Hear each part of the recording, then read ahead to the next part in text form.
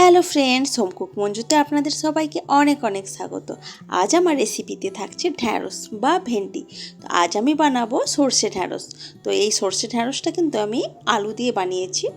তো আপনারা চাইলে আলু ছাড়াও বানাতে পারেন, এই রেসিপিতেই বানাতে পারেন এবং সেখানে আলুটাকে স্কিপ করে গেলেই হবে। তবে রেসিপিটা আমি কিভাবে বানাচ্ছি এখন এটি আপনারা দেখে নিন। তো দেখুন, এখানে আমি কড়াইতে সরষের তেল নিয়েছি। সরষের তেলটা গরম করতে দিয়েছি এবং তেলের উপর একটা শুকনো লঙ্কা ফোড়ন হিসেবে দিয়েছি, আর তার সাথে দিয়েছি কিছুটা কালো জিরে। তো কালো জিরে আর শুকনো লঙ্কাটাকে একটু ভালো করে ভেজে নিতে হবে, যাতে করে শুকনো লঙ্কা এবং কালো জিরের মধ্যে থেকে খুব সুন্দর একটা গন্ধ বের হয়। তো গন্ধটা বেশ যখন ভালো মতো করে বের হতে শুরু করবে বা হয়ে যাবে, তখন আমি এই তেলের ওপর দিয়ে দেব একটু সরু করে কেটে রাখা আলু। তো আলুটাকে এই তেলের মধ্যে ভেজে নেব। এই রেসিপিটা আলু ছাড়াও বানানো যায়, তবে আলু দিয়ে বানালেও খেতে অনেক বেশি ভালো হয়। তবে যাদের আলুতে প্রবলেম আছে তারা আলুটাকে স্কিপ করলেই হবে। তো দেখুন, আলুটাকে একটু ভেজে নিচ্ছি। তো হালকা করে আলুটা ভেজে নেওয়ার পর আমি এর উপরই কেটে রাখা ঢ্যাঁড়সগুলো দিয়ে নিচ্ছি। তো এখন আলু আর ঢ্যাঁড়স এই তেলের মধ্যে খুব ভালো করে আমি ভেজে নেব।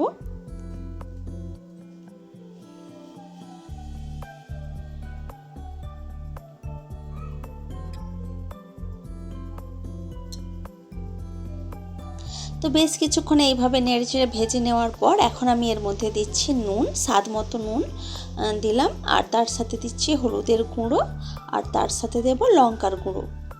ঝালটাও আপনাদের স্বাদ মতো আপনারা ব্যবহার করবেন। তো এখন সব কিছু একসাথে খুব ভালো করে একটু নেড়েচেড়ে ভেজে নিচ্ছি।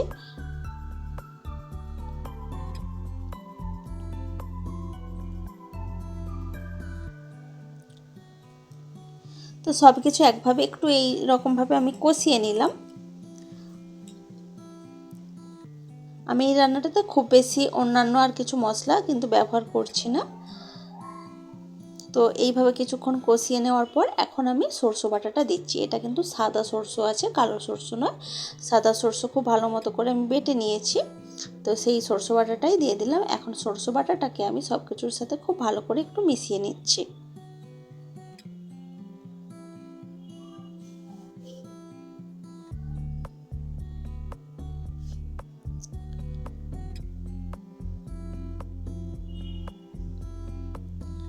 তো দেখুন, খুব ভালো করে সব কিছু ভালো মতো করে মিশিয়ে নিয়েছি। এখন দিয়ে দিচ্ছি পরিমাণ মতো জল এই আলু আর ঢ্যাঁড়সটাকে সেদ্ধ করার জন্য। যেহেতু আলুগুলো আমি সরু করে কেটেছি এবং ঢ্যাঁড়সগুলো একদমই নরম, সেহেতু খুব বেশি জলের কিন্তু প্রয়োজন হবে না। আমি পরিমাণ মতো অল্পই কিন্তু জল ব্যবহার করেছি। এখন আমি সব কিছু একসাথে একটু নাড়িয়ে চাড়িয়ে মিশিয়ে নিলাম। তো তারপর ঢাকা দিয়ে দিচ্ছি। দেখুন, ঢাকা দিয়ে রেখেছি প্রায় 5 থেকে 6 মিনিটের মতো।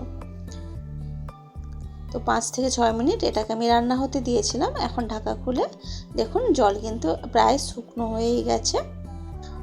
আর আমি আলুটা আর ঢ্যাঁড়সটাকে একটু চেক করে নিচ্ছি যে সেদ্ধ হয়েছে কিনা। তো দেখলাম খুব ভালো মতো করে সেদ্ধ হয়ে গেছে।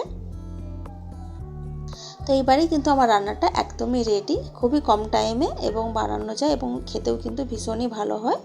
ভাত, রুটি, পরোটা সব কিছুর সাথেই কিন্তু খুব ভালো যাবে এই রেসিপিটা। যেহেতু সর্ষে দিয়ে বানিয়েছি, ভাতের সাথে সব থেকে বেশি ভালো যায় গরম ভাতে। তো রেসিপিটি আপনাদের কেমন লাগলো সেটা কিন্তু অবশ্যই আমাকে কমেন্ট করে জানাবেন। ভালো লাগলে লাইক, কমেন্ট, শেয়ার করবেন এবং চ্যানেলটি সাবস্ক্রাইব করে প্লিজ আমার পাশে থাকবেন। তো আজকের ভিডিওটা এ পর্যন্তই থাক। দেখা হচ্ছে অন্য কোনো দিন অন্য কোনো ভিডিওতে অন্য কোনো রেসিপির সাথে। তো আজকের মতো টাটা, বাই বাই।